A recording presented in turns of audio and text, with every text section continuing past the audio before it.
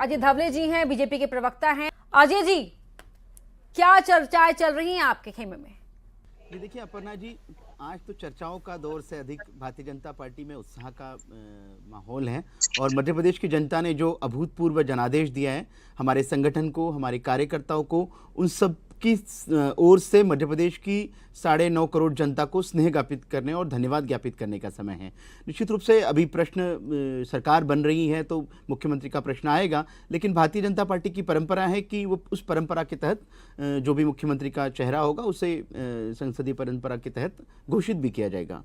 लेकिन आज मध्य प्रदेश की आपके चैनल के माध्यम से, प्रतिष्ठित चैनल के माध्यम से मध्य प्रदेश की 9.5 करोड़ जनता को हम धन्यवाद ज्ञापित करते हैं कि इस ऐतिहासिक जनादेश ने आज आपने देश में एक नए प्रतिमान स्थापित किए कि विकास के एजेंडे पे जब जब वोट मांगा जाता है तो प्रो इनकम्बेंसी का वोट होता है और पॉपुलर सरकार को पॉपुलर मैंडेट मिलता है। तो भारतीय जनता पार्टी को मध्य प्रदेश की जनता ने जो आशीर्वाद दिया है उसी आशीर्वाद अनुरूप मध्य प्रदेश में मुख्यमंत्री भी आएंगे और नई सरकार भी उसी अनुरूप कार्य भी करेंगी। भारतीय जनता पार्टी को जितने भी लोग कवर करते हैं, मीडिया खासकर, वो आप जानते हैं कि भारतीय जनता पार्टी में हमेशा कार्यकर्ता भाव होता है। जब भी किसी कार्यकर्ता को कोई जिम्मेदारी दी जाती है, कोई दायित्व दिया जाता है, तो उसका प्रथम कार्य होता है उस दायित्व का समर्पण भाव से निर्वहन करना। और निश्चित रूप से माननीय मुख्यमंत्री शिवराज सिंह चौहान जी को 2004-05 में ये दायित्व जब मिला था, उन्होंने विगत 18 वर्षों में इस दायित्व का संपूर्ण समर्पण भाव से निर्वहन भी किया है। निश्चित रूप से यदि ये चुनाव भारतीय जनता पार्टी एक स्ट्रैटेजी के तहत लड़ी थी, आदरणीय अमित शाह जी की जो रणनीति थी, उस रणनीति के तहत एक सामूहिक नेतृत्व,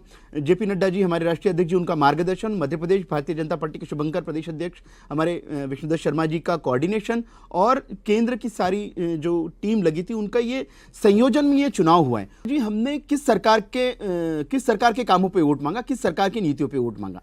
आदरणीय मुख्यमंत्री शिवराज सिंह चौहान जी की 20 वर्षों के कार्यकाल के ऊपर ही भारतीय जनता पार्टी ने वोट मांगा है। तो निश्चित रूप से भारतीय जनता पार्टी का जब सामूहिक नेतृत्व जनता के बीच में आशीर्वाद मांगने जा रहा था तो उन्हीं की योजनाएं थी, उन्हीं की नीतियां थी, लाडली लक्ष्मी लाडली बहना या संबल योजना हो, मुख्यमंत्री कन्या विवाह योजना हो, इतनी सारी अनेकों योजनाएं शिवराज जी ने जो जनकल्याण के काम किए और इसको जो साथ मिली है, देश में जो मोदी जी की गारंटी चल रही है और भाजपा का भरोसा, ये एक कंसोलिडेटेड जब हुआ तब ये ऐतिहासिक बहुमत आया। इसके साथ साथ आपको बताना चाहूंगा अपर्णा जी, भारतीय जनता पार्टी का मध्य प्रदेश का जो संगठन है वो देश में सबसे बेहतरीन कार्य करने वाला संगठन है। हमारे राष्ट्रीय अध्यक्ष जी इसकी सार्वजनिक रूप से तारीफ कर चुके हैं, क्योंकि 65,000 डिजिटलाइज बूथ है मध्य प्रदेश भारतीय जनता पार्टी के संगठन के, और इन बूथों पे हमारा डिजिटलाइज कार्यकर्ता जिसने तत्काल रूप से जो भी संगठन की योजनाएं थी उन योजनाओं का क्रियान्वयन किया। वोट निकालने से लेकर मेरा बूथ सबसे मजबूत कार्यक्रम हो, विधानसभा सम्मेलन हो, फिर बूथ विजय संकल्प अभियान हो, आदरणीय प्रदेश अध्यक्ष माननीय विष्णुदत्त शर्मा जी के नेतृत्व में हमारे प्रत्येक बूथ के कार्यकर्ताओं ने, पन्ने के कार्यकर्ताओं ने, अर्ध पन्ने के प्रमुख ने, बूथ संयोजकों ने, बीएलए एजेंट राम पांडे जी बेहतरीन कार्य किया। हमारी प्रचंड जीत पर हमें दंभ नहीं है और इनकी इतनी बुरी हार पर हमें उपहास नहीं है।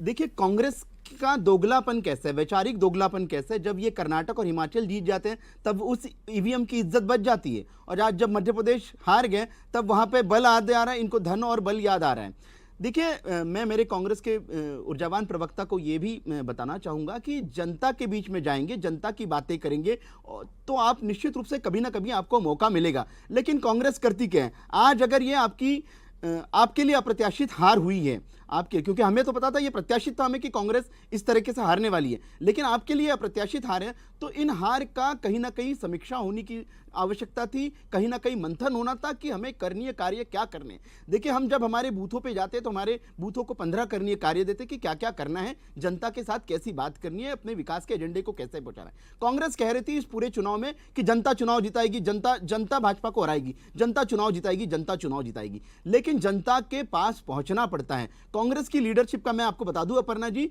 इनके नेता कमलनाथ जी बाय रोड ट्रैवल नहीं करते, जहां भी जाना है चौपर से चले जाते हैं, पहली बात। दूसरी, इनकी पूरी कांग्रेस की कंसोलिडेटेड लीडरशिप ने जितनी सभाएं नहीं की उतनी हमारे माननीय मुख्यमंत्री शिवराज सिंह चौहान जी ने सभाएं कर ली। दूसरी बड़ी बात।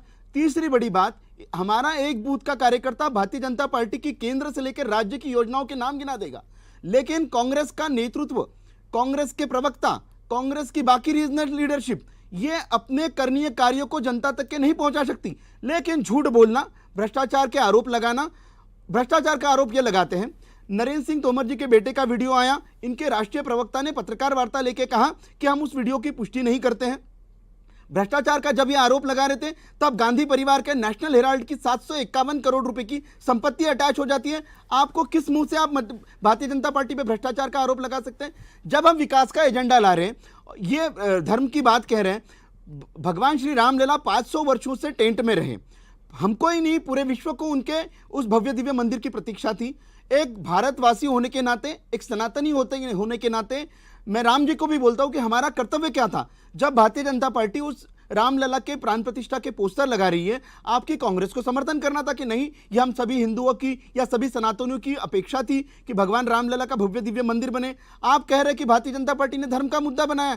अरे भाई, जब उस सनातन धर्म को डेंगू, मलेरिया, कुष्ठ रोग, HIV, एड्स कहा जा रहा था, तब आपकी लीडरशिप कहाँ गई थी? आपके इंडी गठबंधन के पार्टनर थे। जब इजराइल और पैलेस्टाइन का युद्ध हो रहा था, हमास के साथ में आप लोग खड़े हुए, आपकी लीडरशिप का कभी आप लोगों ने विरोध किया?